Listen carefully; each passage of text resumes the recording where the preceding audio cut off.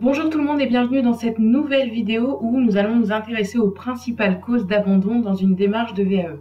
Pour les personnes qui ne me connaissent pas, je vais me présenter rapidement. Je suis Alexandra Sierra. J'ai moi-même utilisé la démarche de VAE pour valider il y a de ça 2 ans maintenant un master en management et administration des entreprises dans la protection sociale. Et donc j'accompagne maintenant depuis 2 ans les personnes qui initient une démarche de VAE au travers de programmes d'accompagnement, de coaching, de conseils et de vidéos YouTube offertes comme vous pouvez le voir maintenant. Alors l'idée de cette vidéo, c'est de vous présenter les principales causes d'abandon parce que ce qu'on connaît, on peut naturellement l'éviter. Tout est dit. Donc dans cette vidéo, je vous présenterai les causes les plus fréquentes d'abandon, les moyens de les éviter et quelques conseils personnels en fonction des causes que je vous aurai présentées. On y va tout de suite. Les 3 causes. Alors, il y a 3 types de motifs qui vont faire qu'une personne va arrêter, abandonner ou échouer dans une démarche de VAE. La première, c'est le motif personnel et je dirais que c'est à 50% le motif le plus fréquent lié à la connaissance de la VAE, c'est-à-dire qu'on n'a pas mesuré ce que nécessitait cette démarche, on se rend compte du travail personnel qu'il faut faire et on arrête à cause de ça. Ensuite, il y a la motivation. La démarche de VAE, c'est comme un marathon. Vous allez vous entraîner pendant quelques mois à l'écriture, à l'analyse, vous allez lire. Et ça, il faut tenir une motivation et une organisation dans la durée. Donc, s'il n'y a pas une certaine discipline ou s'il n'y a pas une certaine organisation, bien souvent, on arrête parce que c'est jugé difficile. Ensuite, il y a l'engagement qui est lié à la motivation. C'est-à-dire que lorsque vous vous engagez dans cette démarche, il faut tenir cet engagement dans la durée.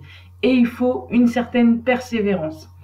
Il faut également accepter les règles du jeu. C'est-à-dire qu'à travers cette démarche, vous allez être jugé sur vos compétences. Et juger, c'est pas un gros mot. C'est simplement qu'on va analyser votre expertise et qu'à travers cette expertise, on va vous dire si oui, vous pouvez être diplômé ou sinon, il vous manque des choses, auquel cas, on vous présentera ce qui vous manque. Mais il faut accepter cette règle-là qui est d'être jugé sur une écriture, sur votre expérience qui est singulière, qui vous est personnelle. Donc ça peut être difficile à entendre, mais accepter les règles du jeu pour réussir, ça fait partie de la démarche de VAE.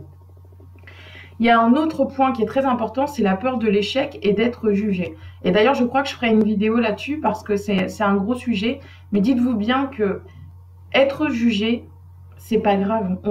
Quotidiennement, vous êtes jugé dans votre travail, dans votre façon de travailler, dans votre méthode, dans votre approche. Et c'est pas grave, ça vous appartient. L'essentiel, au travers de ce dossier, c'est de défendre votre point de vue et de l'argumenter. Et si vous échouez, déjà l'échec, il n'arrive pas... il n'arrive pas comme ça. Si vous échouez, c'est parce qu'il y a une cause derrière. Et comprendre cette cause, c'est de toute façon avancer. Donc, cette démarche-là, elle va vous apporter des choses.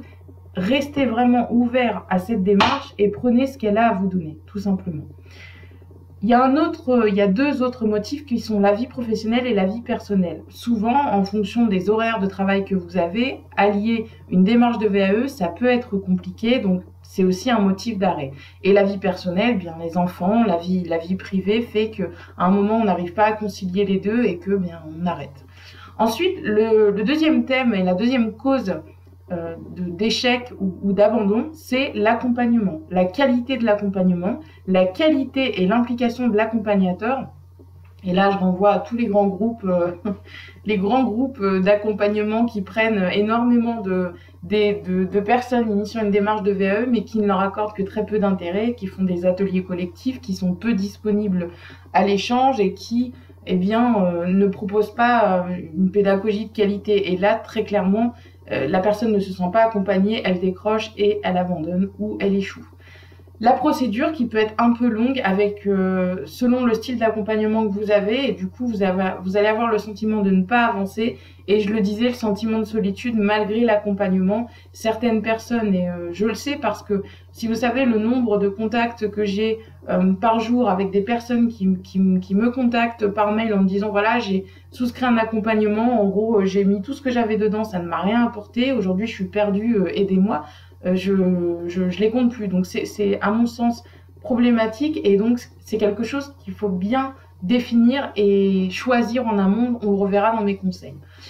Ensuite, le jury. Alors, c'est-à-dire que là, la personne a complété son dossier, est allée jusqu'à son oral avec le jury, donc a échangé, a répondu aux questions, s'est pas forcément senti considéré par le jury, a pas senti que le jury avait énormément lu son dossier, mais plutôt survolé, et puis n'est pas en accord avec l'avis rendu. C'est ce qui arrive souvent lorsqu'on a des invalidations ou des validations partielles. Mais là encore, ne le prenez pas pour vous. Le jury, il s'est impliqué dans votre démarche. Alors, c'est pas général. J'avais personnellement une personne dans mon jury, c'était un professionnel, il avait clairement survolé mon dossier et les 3 questions qu'il m'a posées, c'était à côté de la plaque. 3 questions qui ont montré qu'il n'avait clairement pas lu ou si mal lu le dossier. Mais c'est pas grave, ça lui appartient. S'il n'a pas eu le temps, si à la limite, c'est une personne que vous rencontrez à un moment où vous passez votre diplôme, votre certification, mais passez vraiment au-dessus de ça et allez vraiment au bout de votre démarche. Et j'en arrive à mes conseils. Pour ce qui est des motifs personnels, il est nécessaire, avant d'entamer votre démarche de VAE, de vous organiser. C'est-à-dire que, avant de vous lancer dans une validation d'acquis par l'expérience, eh bien, demandez-vous combien de temps vous avez à accorder à la démarche par semaine, par jour ou par mois. Déjà, ça va vous donner un ordre d'idée. Si vous n'avez pas plus de 2 heures ou de 3 heures à accorder à cette démarche par semaine, posez-vous la question peut-être de reporter ce projet. Mesurez l'impact sur votre vie avant de vous engager. Forcément, vous verrez moins vos amis, forcément, il y aura moins de moments avec votre famille, avec vos enfants. C'est un investissement, ça va s'arrêter, c'est un investissement qui a une durée déterminée, mais dites-le autour de vous, dites-le à votre entourage et obtenez leur soutien parce que forcément, des fois, c'est difficile et quand on se sent seul en plus dans cette démarche, c'est compliqué. Entourez-vous des personnes initiant une démarche de VAE, très important ça. Il y a des groupes d'entraide aujourd'hui, notamment sur Facebook. Je vous mettrai d'ailleurs mon groupe d'entraide en lien juste en dessous de cette vidéo. N'hésitez pas à rejoindre le groupe. J'y publie souvent des articles, des vidéos, etc. pour aider. Mais on arrive plus souvent à faire quelque chose quand on est entouré de personnes qui vont dans le même sens et qui ont la même énergie que nous et les mêmes problèmes surtout que nous dans cette démarche. Donc n'hésitez pas à rejoindre un groupe ou à vous entourer. Et négocier si vous le pouvez avec votre employeur s'il n'a pas pu répondre sur un investissement ou sur un accompagnement pour un financement, et bien peut-être demandez-lui une demi-journée de télétravail par semaine. L'un dans l'autre, ça ne sera pas beaucoup, peut-être pour lui, peut-être qu'il pourra condenser vos horaires pendant une semaine et vous libérer sur une après-midi. Néanmoins, c'est toujours ça de gagner et une après-midi dans une semaine, c'est énorme. Ensuite, pour ce qui est de l'accompagnement, ce que je vous conseille, c'est de prendre un accompagnateur plutôt qu'un groupe ou un centre de formation parce qu'il sera naturellement plus impliqué dans votre dossier. On accompagne, je vais le dire moi personnellement, j'accompagne que 3 personnes par mois parce qu'à côté de ça, il y a des programmes à distance qui sont là et moi je viens en complément de ces programmes à distance. Donc je m'interdis d'en prendre plus parce que je sais que sinon je ne serai pas avec la personne, je ne vais pas lui apporter de choses en plus complémentaires à sa démarche, je ne vais pas le suivre. Donc voilà, après c'est à chacun de savoir ce qu'il veut. Moi je préfère accompagner moins de personnes mais avoir la qualité avec cette personne. Un programme à distance pour vous aider quand vous êtes disponible. Là-dessus, je vous invite à regarder en dessous de cette vidéo. Vous aurez des solutions à moindre coût. Moi, mon but, c'est de proposer un accompagnement à tout le monde. Et on n'est pas sur des montants à 1000, 1500 euros. Enfin, c'est complètement déconnant. On peut tout à fait présenter une méthodologie avec une pédagogie à moindre coût et puis compléter avec des heures de coaching. Ça vaut mieux qu'un accompagnement, je vous le garantis. Ensuite, concernant le jury, concentrez-vous sur le fond plutôt que la forme. Je vous le disais, restez ouvert, restez professionnel. Ils ont un avis, très bien. Ils défendent leur avis, vous défendez le vôtre. Il n'y a pas à ce qu'un avis prenne le pas sur l'autre. L'essentiel, c'est d'échanger. N'en faites pas une affaire personnelle et surtout persévérez. Même si vous avez une validation partielle, vous êtes déjà plus diplômé que lorsque vous avez démarré votre démarche de VAE. Donc, persévérez, continuez et ayez confiance en vous. Vous pouvez profiter d'une aide dans votre démarche juste en dessous avec une série de vidéos qui sont là pour compléter ce que je viens de dire, pour analyser et sélectionner votre expérience.